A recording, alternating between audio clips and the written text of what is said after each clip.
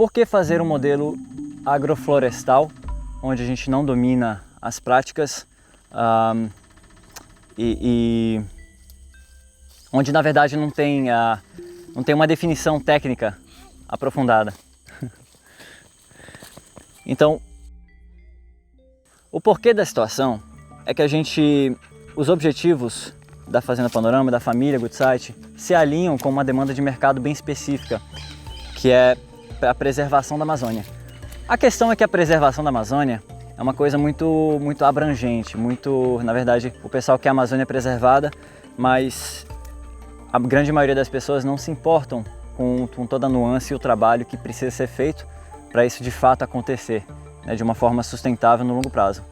Então, a gente pensar que a nossa contribuição com esse experimento aqui de 10 hectares na nossa cabruca amazônica, eu uso o termo cabruca, que é um termo baiano, e ele chega a descrever perto, né, que é mais ou menos uma plantação de cacau sobre a sombra da Mata Atlântica raleada por baixo, né, porque chega no equilíbrio de preservação e cultivo das áreas cultiváveis, né, de cacau. O problema com isso agora entra nos prós e contras, né? Quais são os modelos que são possíveis ser feitos com o cacau, né? Existe o modelo mecanizável, existe o modelo 3x3 adensado, que é o modelo dos híbridos que a CEPLAC desenvolveu já fazem os seus 30 e poucos anos, acho que mais de 40. Tem os modelos 3x3 com o híbrido, semente híbrida da CEPLAC Pará, que foi desenvolvido há uns 40 anos atrás. E é o modelo produtivo que fez o Pará ser o maior estado produtor de cacau do Brasil. Agora, a roda continua girando e existem outros varietais clonados, né, com tecnologias diferentes de enxerto, que eles têm uma precocidade melhor e eles têm um teto produtivo maior, porque eles são autocompatíveis. Então, com uma roça de cacau mais padronizada, é possível fazer fileiras e entrar com um sistema mais mecanizado, dependendo da topografia. E existem outros experimentos de adensamento também. O cacau é uma planta muito maleável, então dependendo de como você forma ela e do vigor de cada genética, você pode, por exemplo, fazer um clone a partir do enraizamento de um broto da planta e fazer ele ser formado numa espiga e adensar ele de 1,5 metro, 2 metros, eu tenho que ver de novo o material de pesquisa, e o pessoal está fazendo esse experimento, ele bem adensado, né, e para caber quase 3 mil plantas em 1 hectare. Assim, quem está acostumado com cacau tradicional acha isso loucura, mas sempre quando alguém inventa uma coisa nova, as pessoas acham que é loucura no começo. Eu não quero me alongar demais nesses sistemas produtivos, porque o que a gente está querendo falar aqui é entrar nos prós e contras desse sistema produtivo que a gente quer desenvolver aqui para a nossa realidade, porque cada situação, cada trecho de terra, cada topografia, cada parte de mata, cada mercado que você quer explorar tem uma certa realidade, né? Tem uma afinidade melhor com cada sistema produtivo, então nenhum é melhor que o outro nesse sentido. É só a forma como você adequa esse modelo produtivo à sua realidade e que mercado você quer explorar. O que eu posso falar dos prós e contras desse sistema agroflorestal de cabruca, eu estou falando vários termos porque o termo para o que a gente está fazendo aqui não foi claramente estabelecido. Então é importante frisar que isso é um estudo, é um experimento e cada produtor tem que adequar o que é melhor para si e para sua filosofia e para o seu mercado que ele quer explorar. Então, o que a gente plantou aqui para começo de conversa foi o cacau híbrido, né? Semente da CEPLAC. Uma característica dessa genética, que são 14 a 16 variedades, alguns falam que é até 20 variedades que se interpolinizam, né?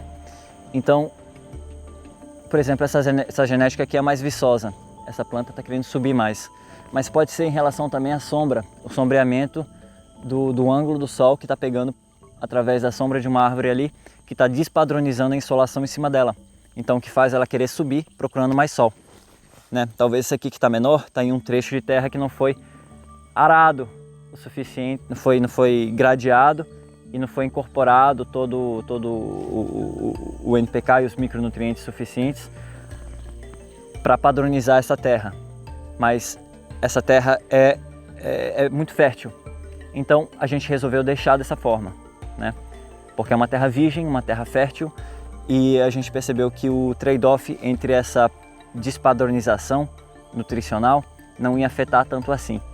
E a gente vem percebendo que esse de fato é o caso, porque essas plantas têm 1 ano e meio e elas, apesar de tudo, elas estão se desenvolvendo bem, e é isso que a gente está notando, né? A taxa de desenvolvimento dessas plantas, né?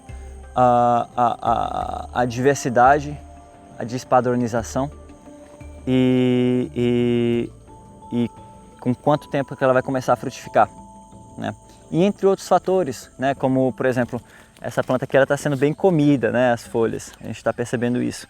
Mas tem outras plantas em outros quadrantes dessa área que não está sendo comido tanto por insetos, que essa no início era uma preocupação grande nossa.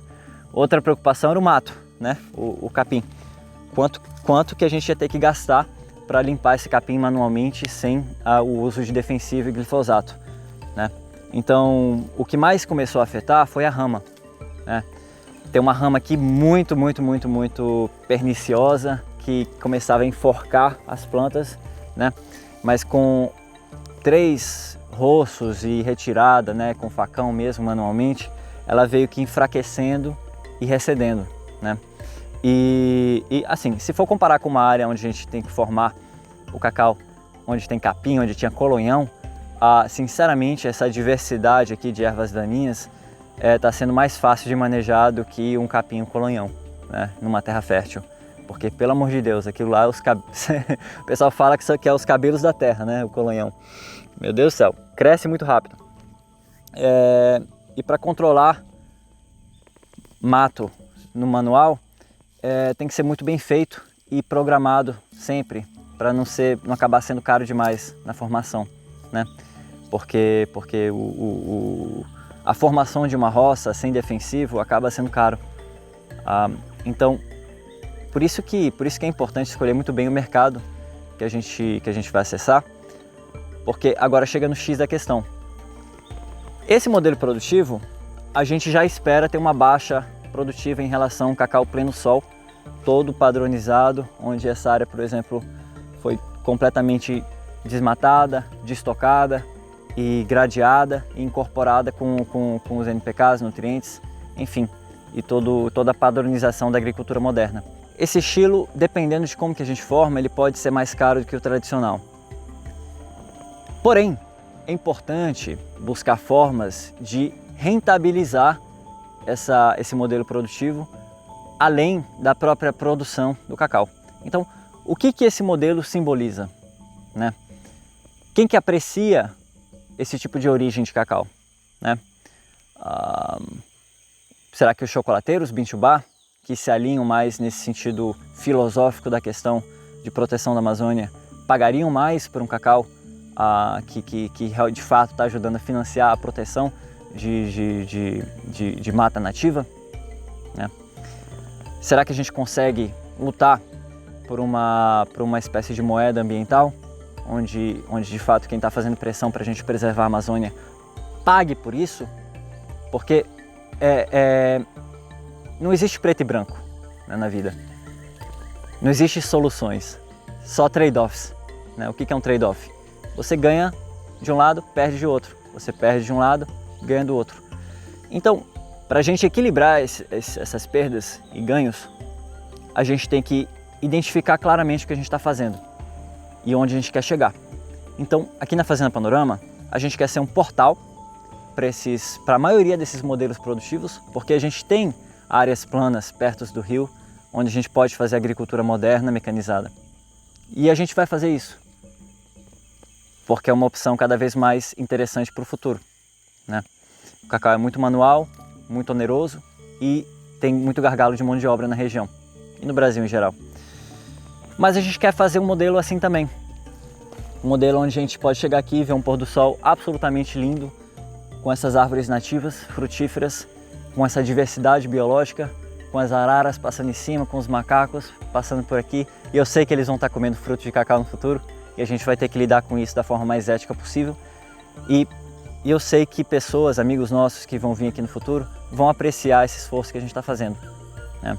E muitos chocolateiros que a gente está mandando cacau agora vão apreciar isso também e vão pagar melhor por um cacau que veio dessa origem, dessa roça em específico. Então, a gente está ouvindo o barulho dos tucanos agora no fim de tarde, no bosque encantado do cacau. E apesar de eu ter acabado de falar isso, eu não quero que isso soe muito romântico, porque romantismo não é o que sustenta o modelo. A gente quer ficar no pé no chão e a gente quer identificar de fato os pontos positivos e negativos desse modelo ao longo do histórico que vai sendo criado com a formação dessas plantas, né? Então é isso, não existe um modelo perfeito, existem equilíbrios e existem mercados e o que a gente está tentando fazer aqui é equilibrar um pouquinho mais para o lado ambiental e depois reequilibrar a parte da rentabilização com a prospecção de mercados específicos que vão pagar mais pela origem desse cacau. Resumindo, é isso que a gente está pensando e esse é só o começo dessa jornada para esse experimento e a gente vai estar produzindo mais conteúdo em relação a isso e isso enche a gente de tesão de poder mostrar isso para vocês, porque preservar a Amazônia de forma sustentável não é fácil. A gente tem que viver dela, a gente mora aqui. Então essa é a parte real da situação, né? Que é muito perigoso romantizar isso. Então vem com a gente nessa jornada e fique antenado que a criação de conteúdo só começou. Selva!